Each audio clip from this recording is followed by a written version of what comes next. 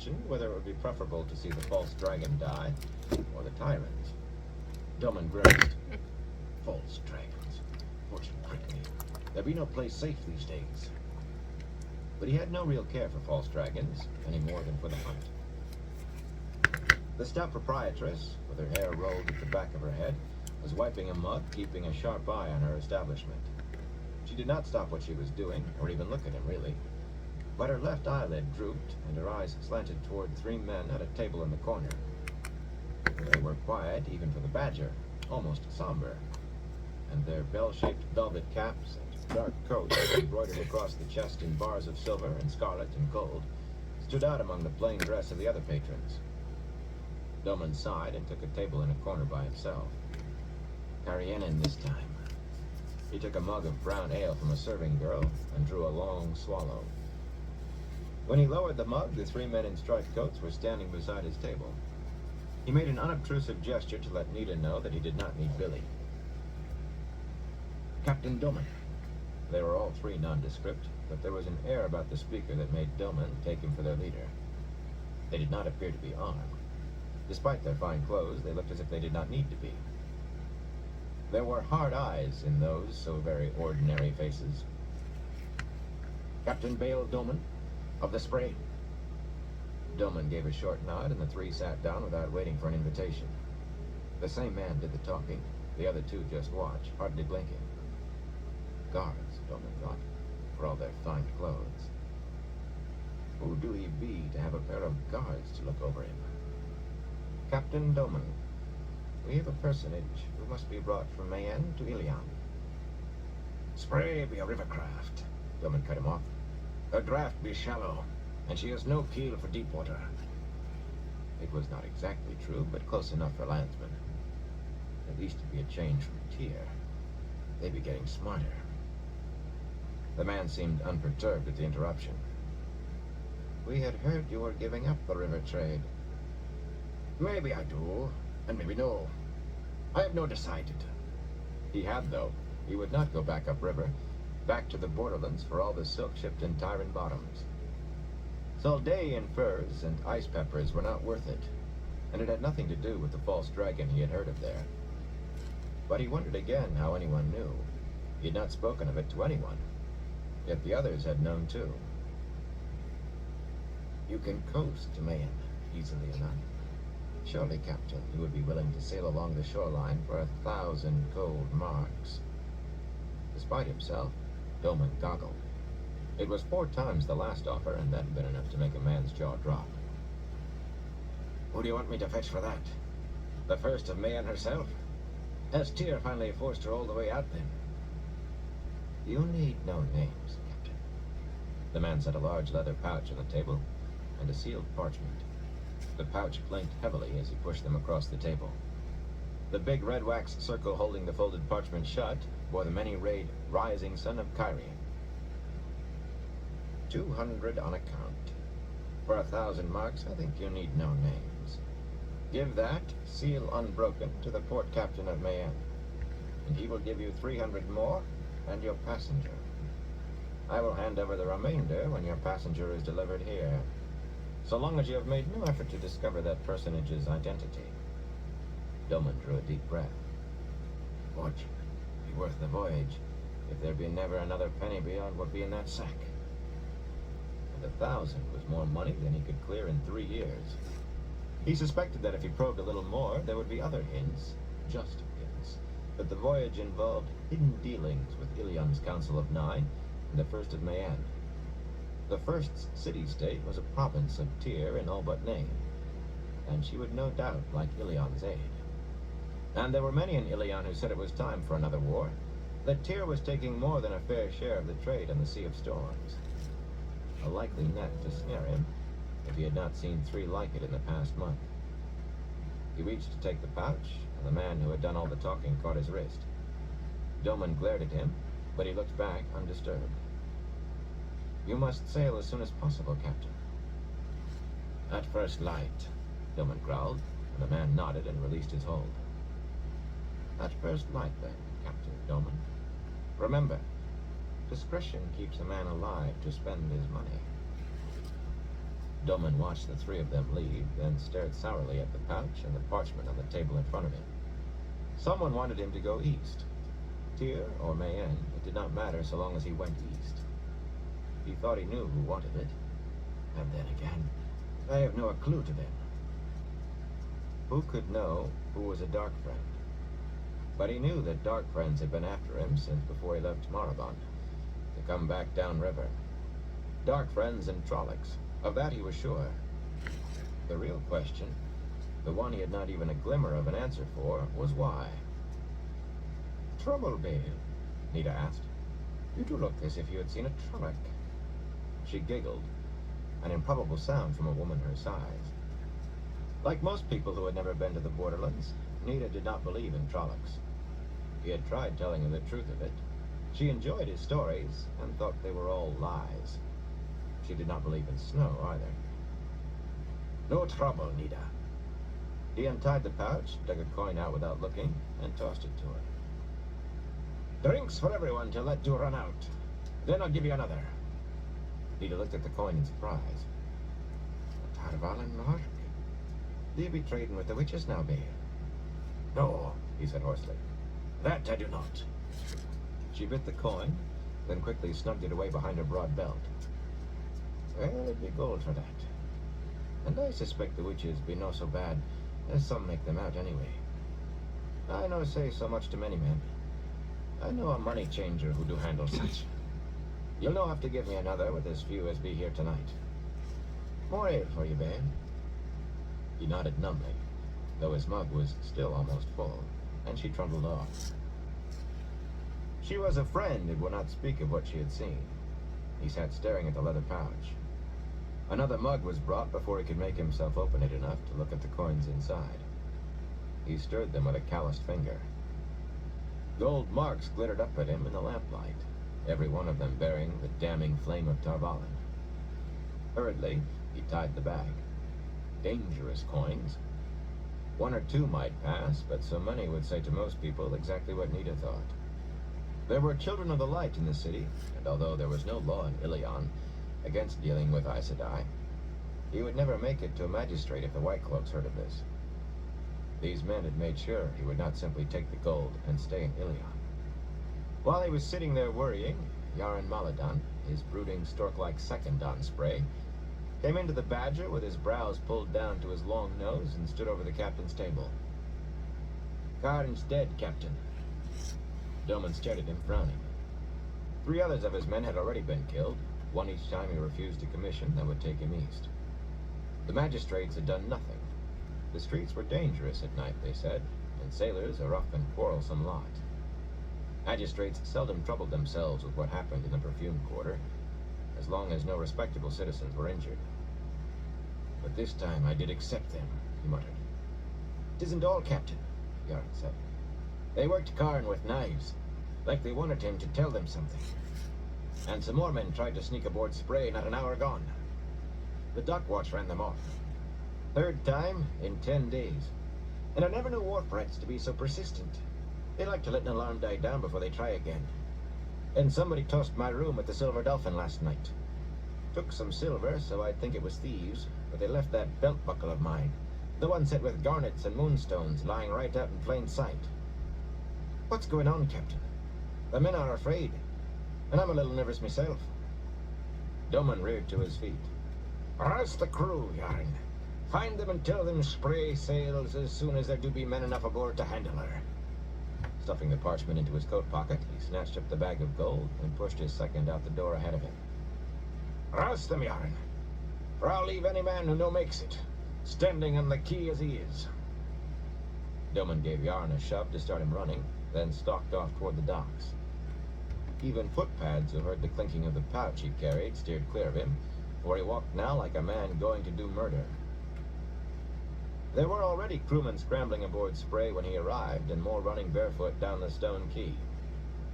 They did not know what he feared was pursuing him, or even that anything did pursue him. But they knew he made good profits, and after the Illianer way, he gave shares to the crew. Spray was 80 feet long, with 2 masts and broad in beam, with room for deck cargo as well as in the holds. Despite what Doman had told the Kyrianen, if they had been Kyrianen, He thought she could stand the open water. The Sea of Storms was quieter in the summer. "She'll have to," he muttered, and strode below to his cabin. He tossed the sack of gold on his bed, built neatly against the hull like everything else in the stern cabin, and dug out the parchment. Lighting a lantern, hanging its swivel from the oars were Tarvalin marks and an ancient Aes Sedai symbol. He scrubbed a hand across his lips. The taste of fear lay bitter on his tongue. A knock at the door. He set the disc down and pulled an unrolled chart over what lay on his desk. "Come!" Yaran entered. "We're beyond the breakwater, Captain." Doman felt a flash of surprise, then anger with himself. He should never have gotten so engrossed that he failed to feel spray lifting on the swells. "Make west, Yaran. See to it." "A Buddha, Captain." "No far enough. No by 500 leagues." "We'll put in long enough for me to get charts and top the water barrels. Then we do sail west." "West, Captain? Tremalking? The sea folk are tight with any traders but their own." "The Arath Ocean, Yaran. Plenty of trade between Taraban and Arad Doman, and hardly a Tarabaner or Domani bottom to worry about. They do not like the sea, I have heard. And all those small towns on Toman Head, everyone holding itself free of any nation at all. We can even pick up Saldanian furs and ice peppers brought down to Bandar Eban." Yaran shook his head slowly. He always looked at the dark side, but he was a good sailor. "Furs and peppers will cost more than running upriver for them, Captain. And I hear there's some kind of war. If Taraban and Arad Doman are fighting, there may be no trade. I doubt we'll make much off the towns on Toman Head alone, even if they are safe. Volm is the largest, and it is not big. The Tarabaners and the Domani have always squabbled over Almoth Plain and Toman Head. Even if it has come to blows this time, a careful man can always find trade. West, Yaran." When Yarn had gone topside, Doman quickly added the black and white disc to the cubbyhole and stowed the rest back in the bottom of his chest. "Dark friends or Aes Sedai, I'll no run the way they want me. Fortune prick me, I'll know." Feeling safe for the first time in months, Doman went on deck as Spray heeled to catch the wind and put her bow west into the night-dark sea.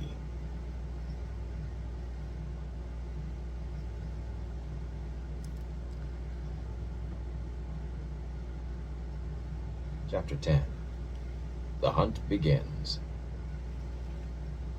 Ingtar set a fast pace for the beginning of a long journey, fast enough that Rand worried a little about the horses. The animals could keep up the trot for hours, but there was still most of the day ahead, and likely days more beyond that. The way Ingtar's face was set, though, Rand thought he might intend to catch those who had stolen the horn in the first day, in the first hour. Remembering his voice when he swore his oath to the Amerlin seat, Rand would not have been surprised. He kept his mouth shut, though. It was Lord Ingtar's command. As friendly as he had been to Rand, he still would not appreciate a shepherd giving advice. Huron rode a pace behind Ingtar, but it was the sniffer who led them south, pointing the way for Ingtar. The land was rolling forested hills, thick with fir and leather leaf and oak, but the path Huron set led almost straight as an arrow, never wavering except to go around a few of the taller hills, where the way was clearly quicker around than over. The gray owl banner rippled in the wind. Rand tried to ride with Matt and Perrin, but when Rand let his horse drop back to them, Matt nudged Perrin, and Perrin reluctantly galloped to the head of the column with Matt. Telling himself there was no point riding at the back by himself, Rand rode back to the front. They fell to the rear again, Matt again urging Perrin. "Burn them. I only want to apologize." He felt alone. It did not help that he knew it was his own fault. Atop one hill, Uno dismounted to examine ground churned by hooves. He poked at some horse droppings and grunted. "Bloody well moving fast, my lord." He had a voice that sounded as if he were shouting when he was just speaking. "We've not made up an hour on them. Burn me, we may have lost a flaming hour. They'll kill the bloody horses the way they're going." He fingered a hoofed track. "No horse, that. Bloody tulloch. Some flaming goat feet over there." "We will catch them," Ingtar said grimly. "Our horses, my lord." Does no good to ride them into the bloody ground before we do catch up, my lord. Even if they do kill their horses, bloody trollocs can keep going longer than horses. We will catch them. Mount, Uno. Uno looked at Rand with his one eye, then shrugged and climbed into his saddle. Ingtar took them down the far slope at a run, half sliding all the way to the bottom, and galloped up the next. Why did he look at me that way? Rand wondered. Uno was one of those who had never shown much friendliness toward him. It was not like Massima's open dislike. Uno was not friendly with anyone except a few veterans as grizzled as himself. Surely he doesn't believe that tale about me being a lord. Uno spent his time studying the country ahead, but when he caught Rand looking at him, he gave back stare for stare and never said a word. It did not mean much. He would stare Ingtar in the eye, too. That was Uno's way. The path chosen by the Dark Friends, and what else, Rand wondered. Huron kept muttering about something worse. Who had stolen the horn never came close to any village. Rand saw villages from one hilltop to another, with a mile or more of up and down country between, but there was never one close enough to make out the people in the streets, or close enough for those people to make out a party heading south. There were farms, too, with low-eaved houses and tall barns and smoking chimneys, on hilltops and on hillsides and in the bottoms, but never one close enough for the farmer to have seen their quarry. Eventually, even Ingtar had to realize that the horses could not keep on as they were going. Rand heard muttered curses, and Ingtar pounded his thigh with a gauntleted fist, but finally he ordered everyone to dismount. They trotted, leading their horses, uphill and down, for a mile, then mounted and rode again. Then it was down again and trot. Trot a mile, then ride a mile. Trot, then ride. Rand was surprised to see Loyal grinning when they were down on the ground, toiling up a hill. The Ogier had been uneasy about riding in horses when they first met, preferring to trust to his own feet, but Rand thought he had long gotten over that. Do you like to run, Rand? Loyal laughed. I do. I was the fastest in steadying Shanghai. I outran a horse once. Rand only shook his head. He did not want to waste breath on talk. He looked for Matt and Perrin, but they were still at the back. Too many men between for Rand to make them out. He wondered how the Shienarans could manage this in their armor. Not a one of them slowed or voiced a complaint. Uno did not even look as if he were breaking a sweat, and the bannerman never let the gray owl waver. It was a quick pace, but twilight began to close without any sight of those they hunted except their tracks. At last, reluctantly, Ingtar called a halt to make camp for the night in the forest. The Shienarans went about getting fires started and setting picket lines for the horses, with a smooth economy of effort born of long experience. Ingtar posted 6 guards in pairs for the first watch. Rand's first order of business was finding his bundle in the wicker panniers from the pack horses. It was not hard. There were few personal bundles among the supplies. But when he had it open, he let out a shout that brought every man in the camp erect with a sword in hand. Ingtar came running. What is it? Peace, did someone get through? I did not hear the guards. It's these coats, Rand growled, still staring at what he had unpacked. One coat was black, embroidered with silver thread, the other white, worked in gold. Both had herons on the collars, and both were at least as ornate as the scarlet coat he was wearing. The servants told me I had 2 good serviceable coats in here. Look at them! Ingtar sheathed his sword over his shoulder. The other men began to settle back down. Well, they are serviceable. I can't wear these. I can't go around dressed like this all the time. You can wear them. A coat's a coat. I understand Moraine Sedai herself saw to your packing. Maybe I, Sedai, do not exactly understand what a man wears in the field. Ingtar grinned. After we catch these trollocs, perhaps we'll have a feast. You will be dressed for it at least, even if the rest of us are not. He strolled back to where the cook fires were already burning. Rand had not moved since Ingtar mentioned Moraine. He stared at the coals. What is she doing? Whatever it is, I will not be used.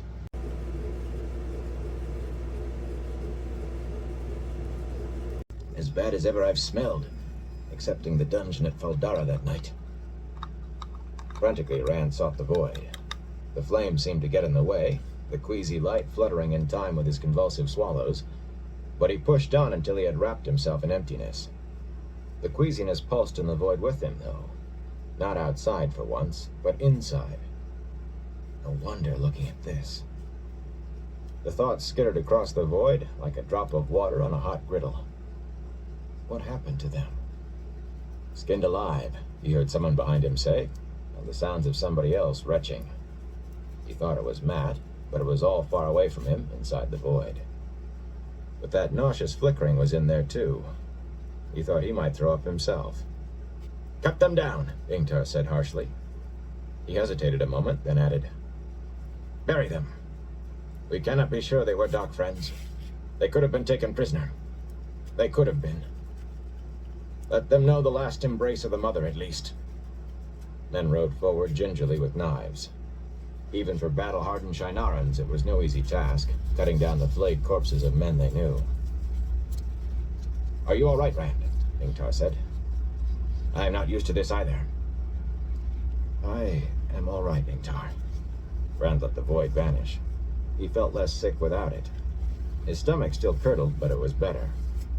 Ingtar nodded and turned his horse so he could watch the men working. The burial was simple. 2 holes dug in the ground, and the bodies laid in as the rest of the Shinarans watched in silence. The gravediggers began shoveling earth into the graves with no more ado. Rand was shocked, but Loyal explained softly. "Shinarans believe we all came from Earth and must return to Earth. They never use coffins or shrouds, and the bodies are never clothed. The Earth must hold the body. The last embrace of the mother, they call it. And there are never any words except, 'The light shine on you, and the Creator shelter you. The last embrace of the mother welcome you home.'" Loyal sighed and shook his huge head. "I do not think anyone will save them this time. No matter what Ingtar says, Rand, there cannot be much doubt that Changgu and Nedao slew the guards at the dog gate and let the Dark Friends into the keep. It had to be they who were responsible for all of it." "Then who shot the arrow at the Amerlin?" Rand swallowed. "Who shot at me?" Loyal said nothing. Uno arrived with the rest of the men.